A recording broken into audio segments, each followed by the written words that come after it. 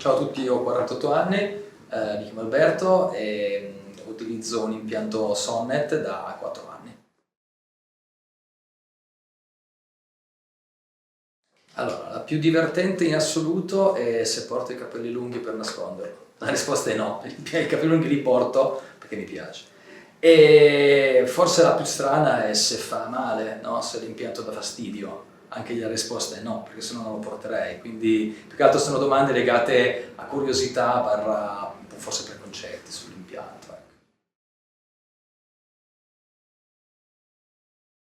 Ecco. Io ho avuto necessità di fare un intervento per la sportazione di un neurinoma, a seguito del quale, pur avendo appunto avuto successo, purtroppo il risultato è stato la perdita uditiva, quindi nel mio caso la scelta di passare a una soluzione alternativa, che è l'impianto cocleare, è stata piuttosto naturale, nel senso che per me l'idea era fondamentalmente quella di ritornare ad una condizione di vita sociale il più normale possibile, e quindi fondamentalmente non mi sono approcciato all'impianto in maniera graduale, perché avendo avuto una perdita improvvisa mi è stata una scelta assolutamente, come dire, incondizionata, no? Alla ricerca di qualcosa che mi permettesse di tornare il più possibile simile a quello di prima.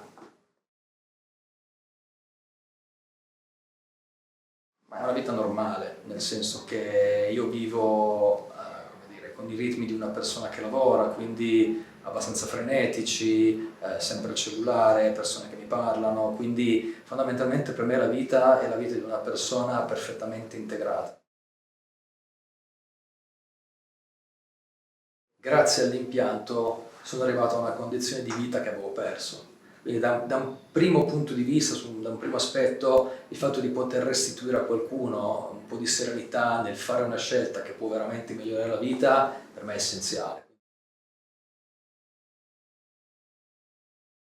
Sì, diversi perché intanto ho vinto lo scetticismo di tanti, in primo luogo di qualche medico che dopo l'intervento era convinto che avrei avuto pochissimi ritorni, pochissimo, come dire, successo.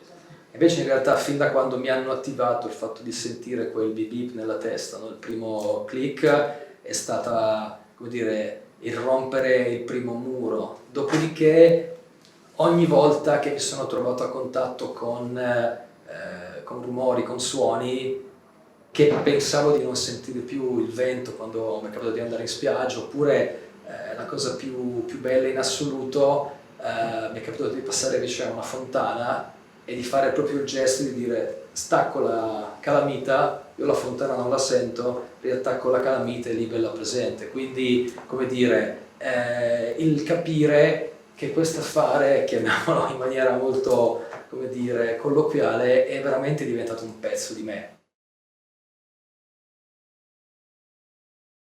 Per chi sta valutando se impiantarsi, il consiglio più importante è quello di non dare retta a nessuno se non al proprio amor proprio, il desiderio di stare bene, cioè di riconquistare o di conquistare una maggiore indipendenza, autonomia, perché essere in grado di andare all'ufficio postale a pagare una bolletta senza bisogno di qualcuno che ti ripete 5 volte le cose è fondamentalmente una piccola conquista, ma di conquista in conquista poi la vita inevitabilmente migliora.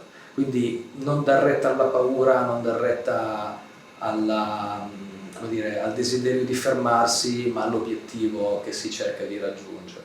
E questo chiaramente porta al secondo passaggio, cioè una volta impiantati è subito tutto facile? La risposta è probabilmente no, quindi il primo consiglio è considerare l'impianto cocleare come qualcosa che ti aiuta a superare un limite, e il limite è quello del proprio sentirsi confinati nella condizione di diverso, perché o non senti o senti poco o senti male. Quindi il primo sforzo è quello di dire questo ti porterà oltre, devi lavorare. Ma dal punto di vista del futuro, da una parte il fatto di sapere che una volta impiantati la parte, diciamo, interna resta, mentre la parte esterna fondamentalmente si evolve, chiunque di noi con l'andare avanti insomma, del progresso tecnologico può ulteriormente migliorare, no? E quindi da questo punto di vista mi aspetto, confido molto nella, come dire, nella tecnologia e nella crescita. Allora, inaspettato sì, perché io ho avuto la sfortuna di trovarmi nelle condizioni di sordità e la fortuna che questa è stata una parentesi di mesi, non di anni. E quindi con tutto quello che è la memoria mi portava a in qualche modo rimpiangere e che oggi invece mi aiuta a identificare, che va dalle cose più strappalacrime come la voce dei familiari, dei figli, cioè il fatto di dire non è vero che suonano diversamente o quant'altro, a cose più divertenti, cioè ascoltare la musica, vedere una serie TV, sono tutte cose che chi, come dire, reputa normale non apprezza. Nel momento in cui invece, grazie all'impianto, sono tornato a lavorarci su, ecco, questo non è inaspettato, ma è ogni volta una conferma della bontà della scelta che ho fatto nel lavorare per arrivare a questo punto. Quello che a me farebbe piacere è una maggiore educazione nei confronti di cosa vuol dire la sordità in termini di quanto si perde, perché si perde la voglia di stare assieme agli altri.